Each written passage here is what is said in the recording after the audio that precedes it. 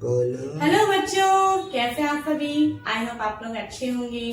सुचिता science point आप सभी के लिए क्लासेस 6, 7, 8 के साइंस सब्जेक्ट के एक एक चैप्टर वाइज वीडियोस लेकर आता है, जैसा कि आप सभी को पता है। लेकिन अगर मैं ये उनके लिए बता रही हूँ जो हमारे चैनल को आज पहली बार देख रहे हैं, ठीक है। तो मैं ये कहना चाहती हूँ कि हमारे 8 क्लास में चैप्टर नंबर 1, 2, 3, 4 ये 4 चैप्टर हमारे कंप्लीट हो गए हैं। और ये 4 चैप्टर में अगर आपको कोई चैप्टर समझना है, देखना है, तो आप प्लीज प्लेलिस्ट में जाइए। वहाँ पे आपको चैप्टर वाइज और उस चैप्टर के भी आपको पार्ट वाइज वीडियोस मिलेंगे। आपको बिल्कुल भी प्रॉब्लम नहीं होगी कि ये चैप्टर कहाँ से स्टार्ट हो रहा है और इसका बीच का पोर्शन कहाँ है, कहाँ पे खत्म हो रहा है। इस तरह से आपको बिल्कुल भी परेशान होने की जरूरत नहीं होगी। पार्ट 1, पार्ट 2, पार्ट 3 इस तरह से आपको चैप्टर के मिलेंगे, ठीक है बच्चों। और इसी के साथ में आज हम अपना न्यू चैप्टर स्टार्ट करने जा रहे हैं, वो है हमारा चैप्टर नंबर 5, ठीक है। चैप्टर नंबर 5 जो है उसका नाम क्या है? Conservation of plants and animals, यानी पादप और जंतु जो होते हैं, जानवर जो होते हैं, उन्हें हम कैसे उनका संरक्षण कर सकते हैं, कैसे हमें उनको सुरक्षा देनी है। तो वो सारी चीजें हम इस चैप्टर के अंदर पढ़ेंगे, ओके। तो सबसे पहले हम ये देखते हैं कि आपके अराउंड अस आप बहुत सारे एनिमल्स को देखते हैं, प्लांट्स को देखते हैं। आजकल आप देख पा रहे हैं कि बहुत सारे जो वाइल्ड एनिमल्स हैं, जो जंगली जानवर हैं, वो हमें शहर में आते हुए नजर आ रहे हैं। आप बहुत सारे न्यूज़पेपर में, जैसे आज ही के न्यूज़पेपर में मैंने पढ़ा था कि जो तेंदुआ है वो 2-3 लोगों को मार के खा चुका था, तो उसकी तलाश की गई और ना एक की जगह 2 तेंदुए पकड़े गए। इस तरह तो ऐसा क्यों हो रहा है? वो जंगल में ही रहते थे ना पहले जंगली जानवर, तो जंगली जानवर जो थे वो जंगल से शहरों की तरफ क्यों आ रहे हैं? बहुत सारे रीजन से हम देख रहे हैं। जो प्लांट्स हैं वो बहुत ज्यादा फॉरेस्ट जो आजकल हमें बहुत कम देखने को मिल रहे हैं। तो ऐसा क्यों हो रहा है? क्यों हमें इन सब चीजों को सुरक्षित रखना है? क्या जरूरत है? और अगर रखना भी है तो किन तरीके से हम रख सकते हैं? वो सारी चीजें हम इस चैप्टर में आराम से पढ़ेंगे, ओके। आज का जो वीडियो है हमारे नॉर्मल इंट्रोडक्शन वीडियो है। जैसा कि आप सभी को पता है कि हर चैप्टर का हमारा जो फर्स्ट वीडियो होता है वो ओनली इंट्रोडक्शन वीडियो होता है। तो इसी के साथ हम थोड़ा सा अपना बेसिक अपना टॉपिक स्टार्ट करते हैं। बहुत सारी चीजें मैंने कुछ अलग से लिखा है, आप प्लीज अपना कॉपी पेन लेके बैठिए ताकि जो मैंने लिखा है वो आप यहाँ पे अपनी कॉपी के अंदर जरूर से नोट डाउन करिए, ओके बच्चों। तो इसी के साथ हम अपना आज का वीडियो स्टार्ट करते हैं एक नए टॉपिक के साथ। हमारा टॉपिक है, मैंने लिखा है why do we need to conserve forest. Forest को कंजर्व करने की आवश्यकता हमें क्यों है ना? क्योंकि हमारा जैसा कि चैप्टर का नाम ही है conservation of plants and animals, to we need क्यों है, क्यों आवश्यकता है, पहले हमें वो तो जाने। कोई भी चीज को अगर हमें संभाल के रखना है तो हमें पहले उसकी वैल्यू पता होनी चाहिए, तभी अपन उसको सुरक्षित रख पाएंगे, है ना। तो पहले हमें इसकी वैल्यू, इसकी इम्पोर्टेंस के बारे में जान लेते हैं। It is important to conserve forest because forest provide us with many of its product like wood, timber etcetera. ये क्यों इम्पोर्टेंट है? क्योंकि फॉरेस्ट जो है हमें बहुत सारे प्रोडक्ट देती है, जैसे कि वुड, टिम्बर। यहाँ पे 2 ही लिखे हैं लेकिन बहुत सारे होते हैं, जैसे कि हम देखते हैं फ्रूट्स है, वेजिटेबल्स है ना। बहुत सारे मेडिसिनल प्लांट्स हमें यहाँ से मिलते हैं, ठीक है। फिर it helps in maintaining the temperature of earth atmosphere leading to reduction of global warming. और जो फॉरेस्ट होते हैं वो ग्लोबल वार्मिंग को रिड्यूस करने में और हमारे अर्थ के टेम्परेचर को एक मेंटेन करने में हमारी मदद करता है। वो कैसे मदद करता है वो आगे हम पूरा डिटेल में देखेंगे। नेक्स्ट पॉइंट है, it also maintains the water cycle leading to increase in rainfall. और ये जो है वाटर साइकिल को लीड करने में और जो रेनफॉल है, जो बारिश का जो है इंक्रीज करने में हेल्प करता है। And second point is these are home to wild animals। और जो फॉरेस्ट होते हैं वो जंगली जानवरों के घर भी होते हैं। आपने देखा है जंगली जानवर, जंगल में रहने वाले, फॉरेस्ट में रहने वाले जो एनिमल्स होते हैं उन्हें हम क्या बोलते हैं? वाइल्ड एनिमल्स, ठीक है। और अगर जंगल ही नहीं रहेंगे तो वो बेचारे जानवर कहाँ जाएंगे? जैसे अभी मैंने मेरी बात ही इस पॉइंट से स्टार्ट करी थी, क्यों वो हमारे जंगल में रहने वाले जो जानवर हैं वो शहरों में आ रहे हैं, क्यों? क्योंकि हमने उनके जो घर हैं वो खत्म कर दिए हैं। क्योंकि हमने उनके जो जंगल है जिसके अंदर वो रहते बड़े आराम से, वो हमने हमारे बहुत सारे कारणों के कारण हमने उन्हें नष्ट कर दिया है, डिस्ट्रॉय कर दिया है, जिसके कारण वो जानवर शहर में आ रहे हैं, है ना। तो इसी के साथ हमारा नेक्स्ट पॉइंट क्या है, several ways to conserve forest. अब ये जो डिस्ट्रॉय हो रहे हैं, ठीक है, उनको कैसे हम कंजर्व कर सकते हैं। ओके, तो उसके कुछ पॉइंट्स है। फर्स्ट है रीफॉरेस्टेशन, है ना। ये एक एक पॉइंट को हम बिल्कुल डिस्क्राइब से पढ़ेंगे। आज मैंने क्या बताया, केवल एक इंट्रोडक्शन वीडियो है, इसलिए आप इन बस नामों को आप लिखिए। फर्स्ट पॉइंट है हमारा reforestation, second point is recycling of paper, third point is wildlife sanctuary, fourth point is national park and fifth point is biosphere reserve. ठीक है, इन 5 तरीके से हम जो है फॉरेस्ट को, वाइल्ड लाइफ को कंजर्व कर सकते हैं। ओके बच्चों, नेक्स्ट आता है, जैसे कि मैं बता रही थी कि हमने बहुत सारे कारणों से फॉरेस्ट को डिस्ट्रॉय किया है। तो कौन कौन से कॉजेज है, तो major causes of destroy of forest and wild life कौन कौन से हैं। फर्स्ट पॉइंट है डिफॉरेस्टेशन। डिफॉरेस्टेशन यानी पेड़ों की कटाई। जब हम पेड़ ही काटेंगे तो जंगल कहाँ से रहेंगे। सेकंड पॉइंट है वाइल्ड फायर्स, यानी जंगलों में आपने सुना होगा आग लग जाती है, तो बहुत ज्यादा जब टेम्परेचर बढ़ जाता है गर्मी के टाइम पे, तो जंगल में अपने आप ही आग लग जाती है, जिसके कारण सारे पेड़ जो है नष्ट हो जाते हैं। थर्ड है क्लाइमेट चेंज। क्लाइमेट चेंज होने के कारण भी जो इस पे बहुत ज्यादा इफेक्ट आता है। एग्रीकल्चर, खेती करने के लिए भी हमें जमीन चाहिए होती है, तो उसके लिए भी हम जंगलों को डिस्ट्रॉय कर देते हैं। नेक्स्ट पॉइंट है माइनिंग, यानी अगर हमें कोई भी फैक्ट्रीज डालनी होती है या खान डालनी होती है, ठीक है, तो उसके लिए भी हमें जमीन चाहिए होती है, तो उसके लिए भी जंगल को हमें खत्म करना होता है। नेक्स्ट है पॉल्यूशन। पॉल्यूशन के कारण जो है फॉरेस्ट खत्म हो रहे हैं। Over exploitation of natural environment, और जो नेचुरल एनवायरमेंट का जो एक्सप्लॉयटेशन हो रहा है उसके कारण फॉरेस्ट खराब हो रहे हैं।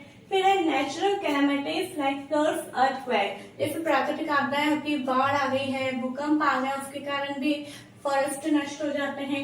मेन मेड कॉज, यानी मनुष्य के द्वारा भी बहुत सारी चीजें, जैसे कि हाउसिंग के लिए फर्नीचर उनको बनाना होता है, पेपर बनाना होता है, तो उसके लिए भी वो पेड़ों की कटाई करते हैं। तो ये कुछ पॉइंट्स जो है वो मैंने लिखे हैं एक्स्ट्रा, ताकि आपको थोड़ा सा, एक्चुअली हमें क्या है, केवल जो चैप्टर में लिखा है हमने उन्हें पढ़ लिया, हम क्वेश्चन आंसर कर लिए, याद कर लिए, बस इतना सफिशिएंट नहीं होना चाहिए। चैप्टर का पहले हमें थोड़ा सा बेस समझना जरूरी है कि ये चैप्टर आखिर में क्यों बुक में आया है, क्या जरूरी है ना। इन चीजों से लेके हम बहुत सारी चीजों को समझ सकते हैं, अपने आप में इम्प्रूवमेंट ला सकते हैं। वो कैसे लाएंगे वो हम आगे इस चैप्टर में देखेंगे। अब यहाँ पे एक पॉइंट आपको दिखाई दे रहा है, स्टार बना के make a list of plants and animals. ये मेरी तरफ से आज आपको एक होमवर्क है कि आप प्लांट्स और एनिमल्स की लिस्ट बनाइए। क्यों लिस्ट बनानी है, क्योंकि हमारा एक चैप्टर ही प्लांट और एनिमल्स पे है। क्योंकि जब आपको ये पता चलेगा कि हमारे अराउंड हमारे चारों तरफ कितने ढेर सारे अलग अलग टाइप्स के एनिमल्स और प्लांट्स हैं, मैंने कुछ यहाँ पे आपको क्राइटेरिया दिया है, इसमें आप और आगे पॉइंट्स लिख देना।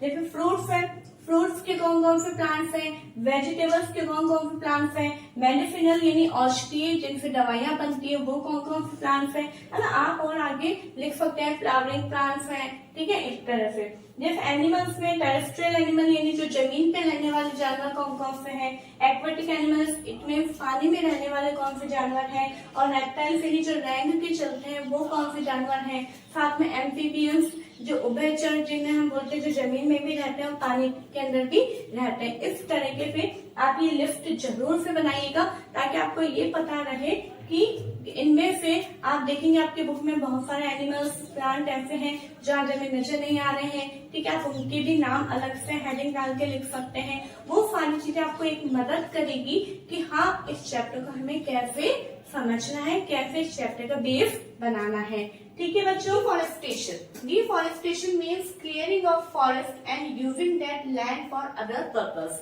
डिफॉरेस्टेशन का मतलब होता है जंगलों की सफाई करना, और जो कि मतलब और बहुत सारे पर्पस जो कि हम देख चुके हैं लास्ट वीडियो में, उसके लिए जमीन जो उन्हें चाहिए होती है, उन जमीन को पाने के लिए उनको जंगलों को साफ करना, ये डिफॉरेस्टेशन कहलाता है। ठीक है, कॉन्सिक्वेंसेस ऑफ डिफॉरेस्टेशन। डिफॉरेस्टेशन के नतीजे क्या होते हैं, ठीक है। फर्स्ट है it increases the temperature and pollution level on the earth. ठीक है, ये अर्थ के ऊपर क्या करती है, टेम्परेचर को इंक्रीज करती है और अर्थ के ऊपर पॉल्यूशन लेवल बढ़ाती है। ओके, क्यों? क्योंकि आप देखते हैं ट्रीज जो है कम होते जाएंगे तो जो कार्बन डाइऑक्साइड है वो जो है वो नहीं रह पाएंगे, जिसके कारण पॉल्यूशन हमारे अर्थ के ऊपर बहुत ज्यादा हो जाएगा। Okay, it increases the level of carbon dioxide in the atmosphere. Atmosphere में इसके कारण कार्बन डाइऑक्साइड बहुत ज्यादा बढ़ जाएगी। क्यों बढ़ जाएगी? क्योंकि प्लांट ही एक ऐसे हैं जो कि कार्बन डाइऑक्साइड को लेते हैं फोटोसिंथेसिस करने के लिए। ठीक है, लेकिन प्लांट ही नहीं रहेंगे तो कार्बन डाइऑक्साइड यूज में नहीं आएगी और वो हमारे एटमॉस्फेयर में इंक्रीज होती जाएगी, जिसके कारण ground water level also gets lower, और जो ग्राउंड वाटर है वो भी बहुत ही कम होने लग जाएगा। ये अपन ने मेन 3 पॉइंट बने हैं, इसके और हम डिटेल में अब हम देखने जा रहे हैं।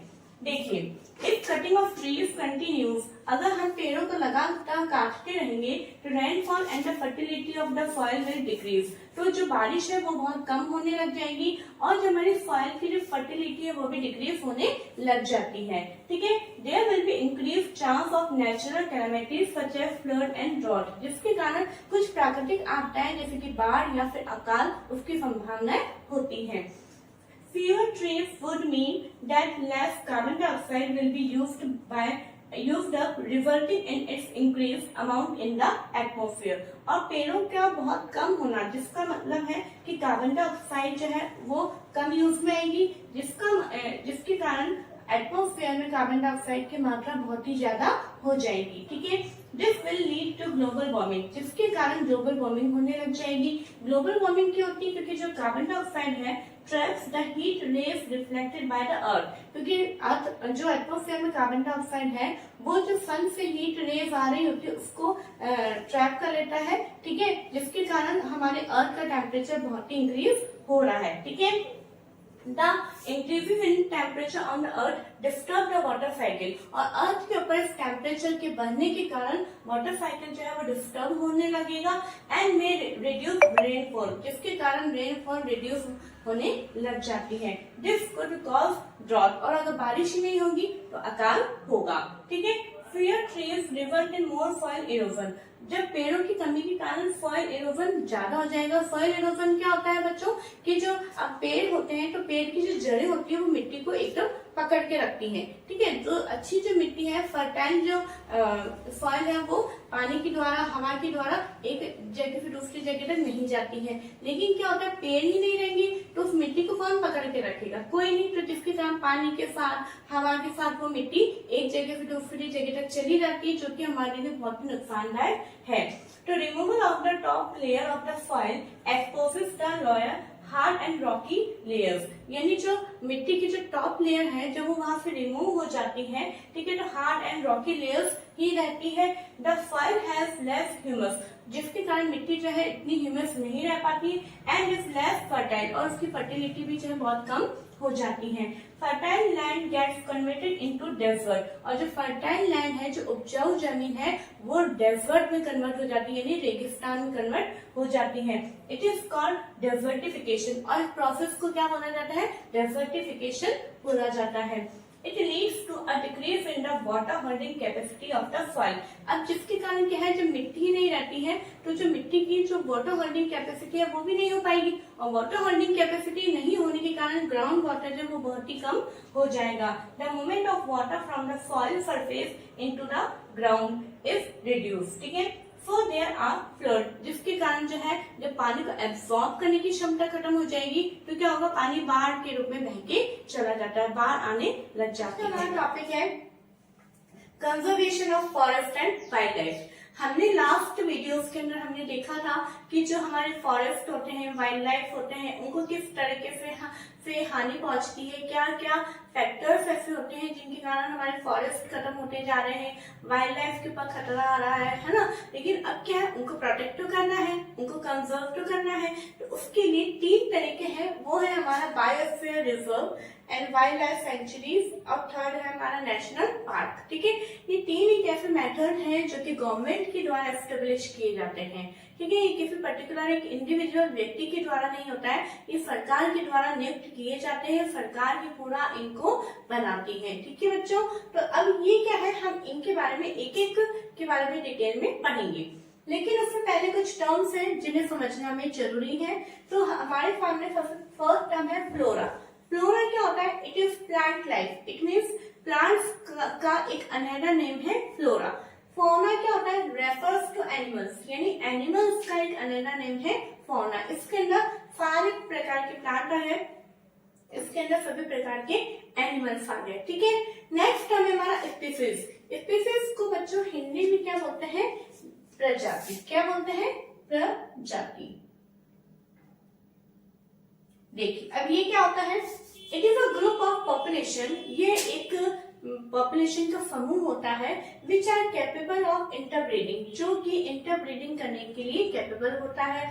The members of a species can reproduce fertile offspring only with the member of their own species and not with member of other species। इसमें क्या होता है इंटरब्रीडिंग में कि इस जाति का जो एक मेंबर है वो उसी जाति के, उसी स्पीसीज के दूसरे मेंबर के साथ में इंटरब्रीडिंग करता है, रिप्रोडक्शन करता है और साथ में एक ऑफ स्प्रिंग का जन्म होता है। लेकिन ये नहीं कि एक जाति चाहे दूसरी जाति के मेंबर से रिप्रोडक्शन करवाए, ठीक है, ऐसा नहीं होगा। समझ में आगे बात, जैसे कि अगर हम देखते हैं डॉग है जो डॉग के साथ में ही करेगा रिप्रोडक्शन, कैट है तो कैट के साथ में ही करेंगे। ठीक है बच्चों, नेक्स्ट हमारा टॉपिक आता है एंडेमिक स्पीसीज। एंडेमिक स्पीसीज क्या होती है, endemic species are those species of plants and animals which are found exclusively in a particular area, यानी वो प्लांट और एनिमल्स की जातियां जो किसी एक पर्टिकुलर एरिया में ही पाई जाती हैं। जैसे कि अगर हम देखें कंगारू, कंगारू जो है मोस्टली ऑस्ट्रेलिया के अंदर पाया जाता है, वो इंडिया के अंदर नहीं पाया जाता है ना। ऐसे ही बहुत सारे प्लांट और बहुत सारे एनिमल्स ऐसे होते हैं जो केवल एक ही एरिया के अंदर पाए जाते हैं और कहीं पे नहीं पाए जाते हैं, उनको हम क्या बोलेंगे, एंडेमिक स्पीसीज बोलेंगे। ठीक है, A particular type of animal or plant may be endemic to a zone, a state or a country। ठीक है, वो किसी एक जोन यानी किसी एक क्षेत्र के, किसी एक राज्य के या फिर किसी एक कंट्री के हो सकते हैं। ठीक है बच्चों, अब हमारा पहला पॉइंट आता है बायोस्फीयर रिजर्व। क्या होता है वो देखते हैं।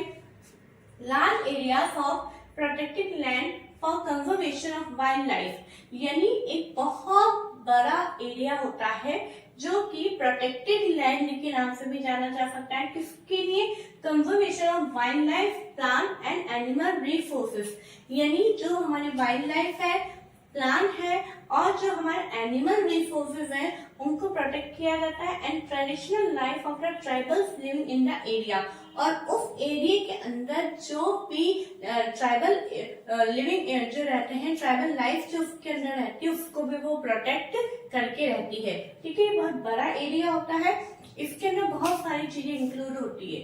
अब देखिए आगे, A biosphere reserve may also contain other protected areas in it। ये जो बायोस्फीयर रिजर्व होता है इसके अंदर और प्रोटेक्टेड एरियाज में इंक्लूड होते हैं, जैसे कि wild life sanctuaries and national park. तो जैसे कि अगर हम एक एग्जांपल है, एक बायोस्फीयर का एग्जांपल है जो कि आपकी बुक में दे रखा है, पचमढ़ी बायोस्फीयर रिजर्व। ठीक है, क्या नाम है, पचमढ़ी बायोस्फीयर रिजर्व। ये एक है जो कि यहाँ पे देखिए, इस बायोस्फीयर रिजर्व के अंदर 1 नेशनल पार्क है, ठीक है, जिसका नाम है सतपुड़ा, ये आपको याद करना होगा, और 2 वाइल्ड लाइफ सेंचुरीज है जिनका नाम है बोरी एंड पचमढ़ी। ठीक है, तो ये आप देख लीजिए कि कितना बड़ा एरिया होगा जिसके अंदर एक नेशनल पार्क। अब नेशनल पार्क छोटा सा तो होगा नहीं, नाम में छुपा है नेशनल पार्क, यानी बहुत बड़ा पार्क होगा, साथ में 2 वाइल्ड लाइफ सेंचुरीज यानी एक ही बहुत बड़ी होती है। तो आप सोच लीजिए कि जो बायोस्फीयर रिजर्व है वो कितना बड़ा पोर्शन होगा।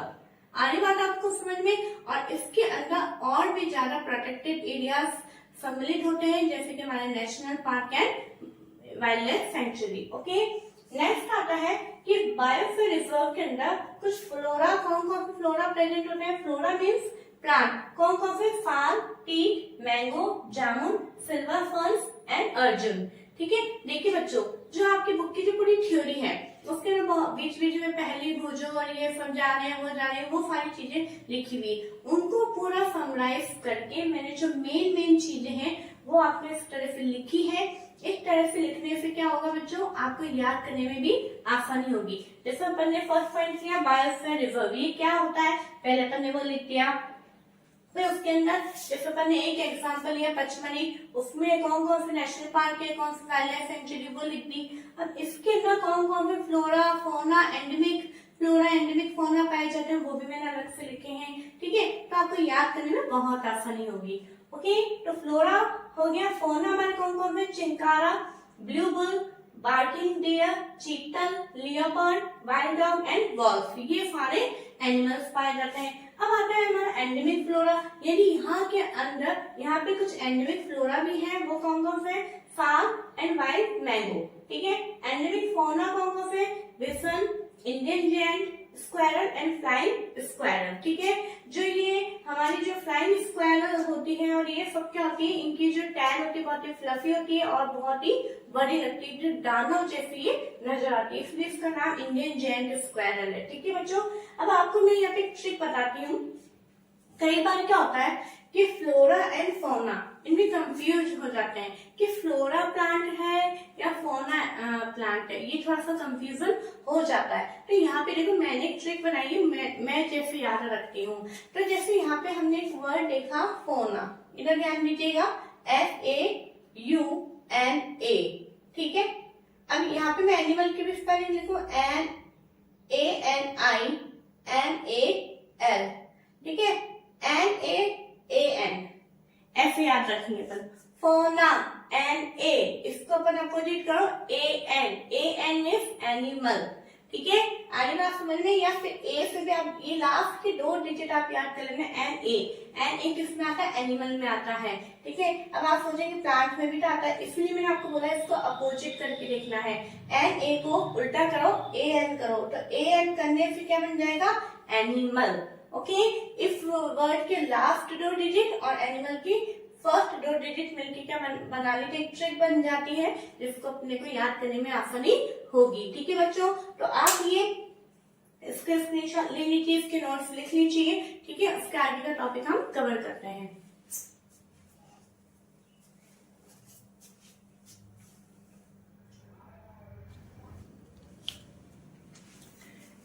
ठीक है बच्चों, अब हमारा नेक्स्ट टॉपिक आता है वाइल्ड लाइफ सेंचुरी। ओके, हमने बायोस्फीयर रिजर्व देख लिया है, अब हमारा है वाइल्ड लाइफ सेंचुरी, जिसको अपन वन्य जीव अभ्यारण्य भी बोलते हैं, ठीक है। तो यहाँ पे जैसे कि अपन ने देखा था, कौन सा देखा था, हमारा पचमढ़ी वाइल्ड लाइफ सेंचुरी अपन ने देखा था, उसके बारे में ही यहाँ पे लिखा है। सबसे पहले तो अपन ये देखेंगे कि एक वाइल्ड लाइफ सेंचुरी होता क्या है, ठीक है। Areas where animals are protected from any disturbance to them and their habitat.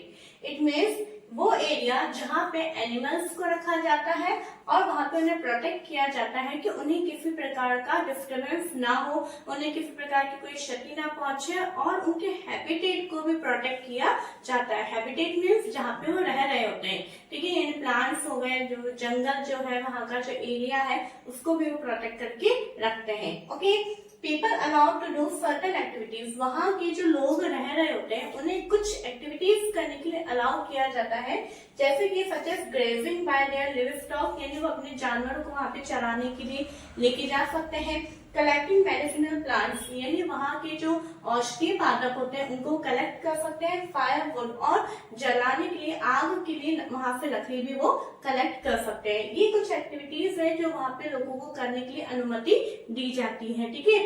इतना ही दिया जाता है, और अगर ज्यादा देंगे तो उससे क्या होगा कि वो जो है पूरे ये जो एक गवर्नमेंट ने जो पूरा सेटअप बना उसको क्या होगा, वो नुकसान पहुंचेगा। उसको नुकसान पहुंचाने के कारण जो वहाँ पे एनिमल्स को रखा गया उनको नुकसान होगा, फिर क्या होगा, और एनिमल्स भी जो है उन लोगों को क्षति पहुंचा सकते हैं, ठीक है।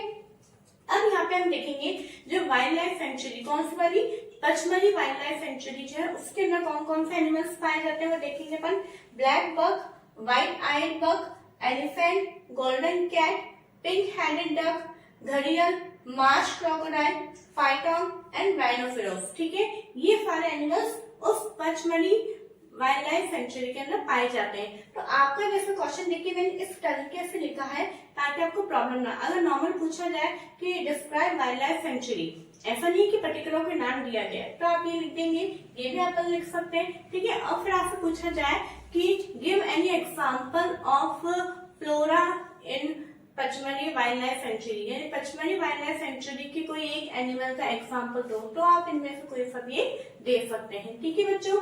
नेक्स्ट हमारा टॉपिक आता है नेशनल पार्क, जिसे अपन हिंदी में बोलते हैं राष्ट्रीय उद्यान। Okay, area of reserve for wild life where they can freely use the habitat and natural resources. यहाँ पे क्या होता है, एक ऐसे एरियाज होते हैं जिन्हें रिजर्व कर दिया जाता है, बिल्कुल एकदम से नियुक्त कर दिया जाता है कि वहां पे जो वाइल्ड लाइफ है, जो जंगली जीव है, वो आराम से फ्रीली घूम सकते हैं अपने हैबिटेट में, और जो नेचुरल रिसोर्सेज है, प्राकृतिक जो संसाधन है वहां के, उनको वो यूज में ले सकते हैं, ठीक है। जैसे यहाँ पे क्या एग्जाम्पल अपन ने देखा था, Satpura national park. Satpura national park is the first reserve forest of India. तो यहाँ पे क्वेश्चन आ सकता है कि इंडिया का फर्स्ट रिजर्व फॉरेस्ट कौन सा है हमारा, तो सतपुड़ा नेशनल पार्क है, ठीक है। More than 100 national park in India. India के अंदर कितने नेशनल पार्क है, तो आप बोलेंगे 100 से ज्यादा, ठीक है। अब यहाँ पे एनिमल्स कौन कौन से पाए जाते हैं, lions, elephants, wild buffaloes and barasingha, ये एनिमल्स यहाँ पे सतपुड़ा नेशनल पार्क के अंदर पाए जाते हैं, ठीक है। अब यहाँ पे हमने एक टर्म देख रहे हैं एंडेंजर्ड एनिमल्स। ये क्या होते हैं बच्चों, वो एनिमल्स होते हैं जो कि मतलब ये खतरे के कगार पे हैं, अगर इन्हें प्रोटेक्ट नहीं किया गया तो ये विलुप्त भी हो सकते हैं, एक्सटिंक्ट भी हो सकते हैं, ठीक है। देखिए, animals whose members are diminishing to a level that they might face extinction are known as the endangered animals, ठीक है बच्चों। अब हमारा नेक्स्ट टॉपिक आता है ecosystem.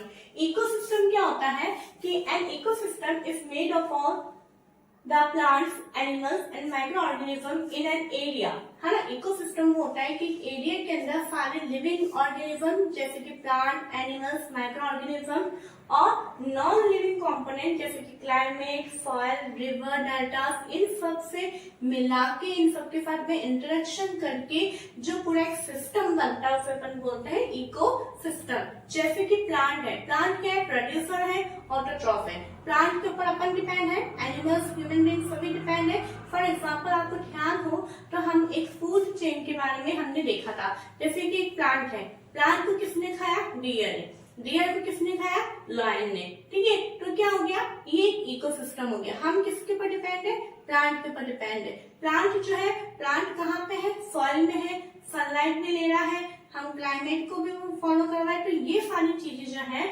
Living beings, non living components के साथ में जो इंटरेक्ट करके रहती है उसे अपन बोलते हैं इकोसिस्टम। अब जैसे कई बार क्या होता है, हम सोचते हैं जैसे स्नेक्स हो गए, है ना, लिजार्ड्स हो गए, जी जो छोटे छोटे स्मॉल जो एनिमल्स होते हैं, हम बोलते हैं ये हमारे कोई काम के नहीं, लेकिन हमें नहीं पता कि ये जो स्मॉल एनिमल्स होते हैं ये हमारे लिए बहुत काम के हैं, ठीक है। अभी जैसे कि अपन देखते हैं लिजार्ड, लिजार्ड का क्या काम है, वो छोटे छोटे इंसेक्ट जो कीड़े मकोड़े होते हैं उनको खा लेता है। फ्रॉग जो इन छोटे मोटे कीड़े मकोड़ों को खा लेता है, जो कि हमारे लिए अच्छा है, ठीक है। तो इस तरह से अगर ये जो एनिमल्स अगर खत्म हो गए तो हमारे एनवायरमेंट को बहुत ज्यादा हार्म पहुंचता है, ठीक है बच्चों। अब एक टॉपिक है प्रोजेक्ट टाइगर, जो कि सतपुड़ा के अंदर ही देखा गया था। It was launched by the government. ये किसके द्वारा लॉन्च किया गया था, गवर्नमेंट के द्वारा लॉन्च किया गया था, to protect the tigers in the country. Country के अंदर टाइगर्स को प्रोटेक्ट करने के लिए ये टाइगर प्रोजेक्ट लॉन्च किया गया था। इसका ऑब्जेक्टिव, इसका उद्देश्य क्या था, to ensure the survival and maintenance of the tiger population in the country. Country के अंदर टाइगर के मेंटेनेंस को और उसकी पॉपुलेशन को बनाए रखना, ठीक है। Satpura tiger reserve is unique the sense that a significant increase in the population of tiger has been seen here। जो सतपुड़ा टाइगर रिजर्व है वो एक यूनिक रिजर्व है यहाँ पे, ठीक है।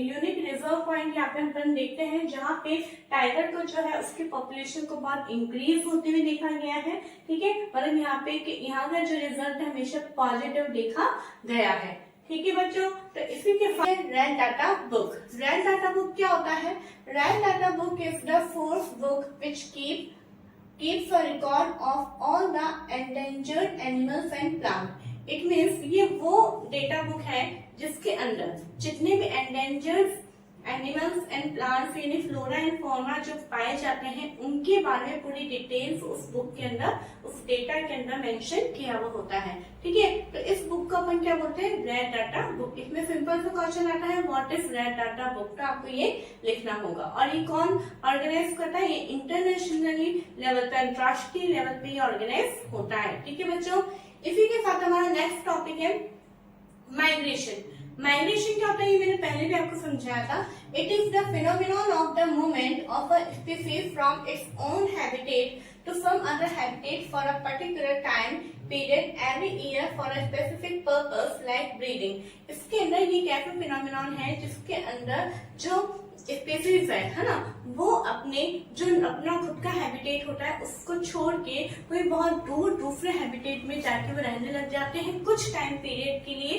ठीक है, बहुत सारे उनके अलग अलग रीजन्स होते हैं, जैसे वेदर रीजन हो गया है ना, मौसम कहीं बहुत ज्यादा उनके लिए बहुत ज्यादा अनुकूलित नहीं होता है तो वहां से वो माइग्रेट कर जाते हैं। और सबसे बड़ा रीजन है जैसे कि बर्ड्स वगैरह के लिए ब्रीडिंग प्रोसेस। ठीक है, ब्रीडिंग प्रोसेस करने के लिए भी वो माइग्रेट होती है। ओके, तो हमारा नेक्स्ट इसी के लिए माइग्रेटरी बर्ड्स क्या होता है? Birds who cover long distance, यानी वो बर्ड्स जो कि बहुत लंबा डिस्टेंस कवर करती हैं टू रीच अनदर लैंड, दूसरी जगह पे पहुंचने के लिए, are known as migratory birds. तो इन बर्ड्स को अपन क्या बोलते हैं? माइग्रेटरी बर्ड्स बोलते हैं। ठीक है, नेक्स्ट आता है हमारा topic recycling of paper. Okay, recycling of paper मतलब कोई भी जो पेपर होता है उसको रिसाइकिल करके वापस नया बना लेना। ओके, क्या होता है ये? 1 ton of paper is equal to 17 full grown trees. It means 1 ton paper बनाने के लिए कितने पेड़ चाहिए? 1 टन पेपर बनाने के लिए 17 ट्रीज जो कि फुल ग्रोन यानी बहुत अच्छे से ग्रो अप हुए हुए जो 17 ट्रीज होते हैं उनको काटा जाता है, उनसे ओनली 1 टन पेपर बनाया जाता है। ठीक है बच्चों, देख रहे हैं आप, यानी हम जो है पेपर को बर्बाद कर देते हैं, लेकिन हमें पेपर बिल्कुल भी बर्बाद नहीं करनी चाहिए क्योंकि पेपर बनाने के इतने जो है और वो भी फुल ग्रोन है ना। आप देखिए एक पेड़ को बड़ा होने में कितना टाइम लगता है और बड़े हुए एकदम मैच्योर ट्रीज को हम काट देते हैं, वो भी केवल पेपर वगैरह बनाने के लिए। तो ये बहुत ही गलत बात है। लेकिन अब चीजें, हमारी लाइफ स्टाइल ऐसी हो गई है कि हम इन चीजों को रोक नहीं सकते हैं, है ना। वैसे देखा जाए तो है ना सब कुछ ऑनलाइन हो गया है जिससे पेपर वर्क बहुत कम हो गया है, लेकिन फिर भी कहीं ना कहीं हम देखते हैं कि ना हैंड रिटन मांग ही लेते हैं, या फिर कंप्यूटर के अंदर सॉफ्ट कॉपी है तो सॉफ्ट कॉपी की हार्ड कॉपी पे आप सबमिट करवाइए। तो वो हार्ड कॉपी बनाने के लिए भी पेपर तो काम में आ ही रहा है। ठीक है, पेपर बनाने के लिए ट्रीज को तो काटा ही जाना है, लेकिन हम ये तो कोशिश कर सकते हैं कि जो पेपर हमने काम में लिया है उस पेपर को हम क्यों ना, हमने यूज में ले लिया उसके बाद उस पेपर को वापस रिसाइकिल किया जाए ताकि वो पेपर का वापस हम यूज कर सकें। तो इस भावना को हमारे अंदर डेवलप करना चाहिए कि हमें पेपर को ज्यादा से ज्यादा यूज में, फिर रीयूज में हम कैसे ले सकते हैं वो हमें आपको अपने ध्यान में रखना चाहिए। हम देखते हैं कितनी बार कि बच्चों की कॉपीज काफी खाली जाती है ना, तो इतना स्पेस उनके अंदर खाली जाता है। तो आप ऐसा ना करें। जैसे आपकी लास्ट ईयर की कॉपीज होंगी, ठीक है, वो अभी आपके कोई काम में नहीं आ रही, लेकिन उनके अंदर बहुत सारा स्पेस है, अगर आप देखेंगे तो वो स्पेस जैसे कि आप अपना रफ वर्क करने के काम में ले सकते हैं, इस तरीके से आप पेपर को रीयूज कर सकते हैं। उसके बाद में जब आपकी वो पूरी कॉपीज फिल हो जाती है, भर जाती है कि अब कई जगह नहीं है, तो फिर आप जैसे हमारे यहाँ पे जैसे रद्दी में दे दी जानी चाहिए ताकि वो जो है वहाँ पे रिसाइकिल होने के लिए वो पेपर भेजा जा सके। ठीक है बच्चों, अगर आपके मन में क्वेश्चन आ रहा होगा कि मैं कैसे रिसाइकिल करूँ, तो वो मैंने आपको आइडिया बता दिया है ना। 1 साइडेड ब्लैंक पेपर आप काम में ले सकते हैं, रफ वर्क के लिए आप काम में ले सकते हैं।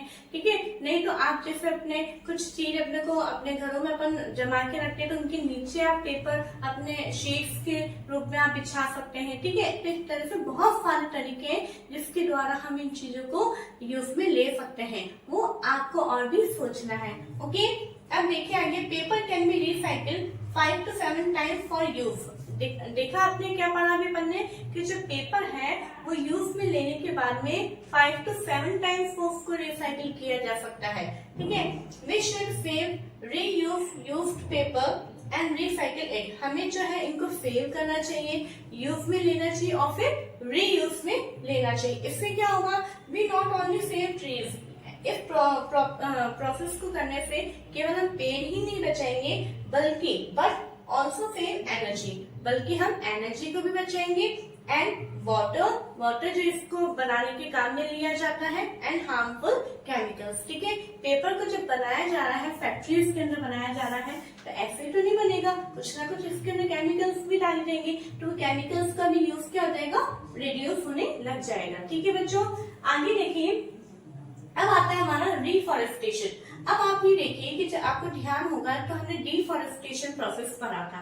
डिफॉरेस्टेशन क्या है कि बहुत बड़े लेवल के ऊपर पेड़ों का काटा जाना, लेकिन क्या पेड़ों का जो हम काट रहे हैं, जो पूरे फॉरेस्ट जो बर्बाद हो रहे हैं, क्या उनका कोई सॉल्यूशन नहीं है? उनका केवल एक ही सॉल्यूशन है, वो है हमारा रिफॉरेस्टेशन। ओके, इसको अफॉरेस्टेशन भी बोला जाता है। तो रिफॉरेस्टेशन क्या होता है? Reforestation is restocking of the destroyed forest by planting new trees. ठीक है, रिफॉरेस्टेशन वो होता है कि जो फॉरेस्ट डिस्ट्रॉय हो गए हैं यानी नष्ट हो गए, वहां पे नए प्लांट लगा के उन्हें क्या करना है, हमें एकदम नए पेड़ लगा के वापस उन्हें तैयार करना है। Okay, it can take place naturally also, ये नेचुरली भी होता है। क्यों?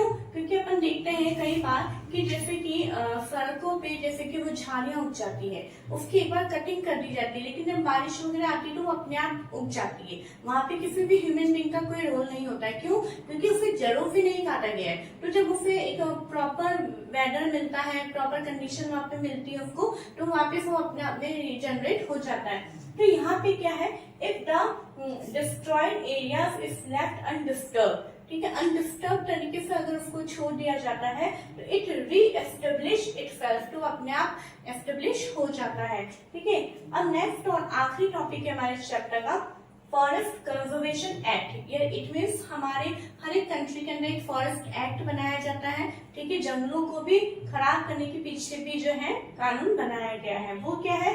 This act is aim at preservation and conservation of natural forest and meeting the basic need of the people living in or near the forest। इस act के का उद्देश्य ये है कि जो फॉरेस्ट है, जो नेचुरल फॉरेस्ट है, उनको संरक्षित रखना है। ठीक है, उन्हें सुरक्षित रखना है और वहाँ पे जो लोग उस जंगल के अंदर या जंगल के पास में रहते हैं, उनकी बेसिक नीड्स को भी कंप्लीट करना है। ठीक है, तो ये सारी चीजें जो है हमारे फॉरेस्ट एक्ट के अंदर आती हैं। ओके, तो ये भी मुझे अच्छा और इम्पोर्टेंट टॉपिक लगा। हो सकता है 1 मार्क का ये क्वेश्चन आ जाए या हाफ मार्क्स का क्वेश्चन आ जाए, तो आपको पता होना चाहिए। ठीक है बच्चों, तो इसी के साथ हमारा आज के टॉपिक यहाँ पे कंप्लीट होता है और हमारा चैप्टर भी कंप्लीट होता है ना। नेक्स्ट वीडियोस के अंदर हम नेक्स्ट चैप्टर के साथ में आएंगे, और अगर आपको ये वीडियोस अच्छी लग रही है तो प्लीज आप ज्यादा से ज्यादा शेयर करिए, लाइक करें एंड सब्सक्राइब करें। Thank you.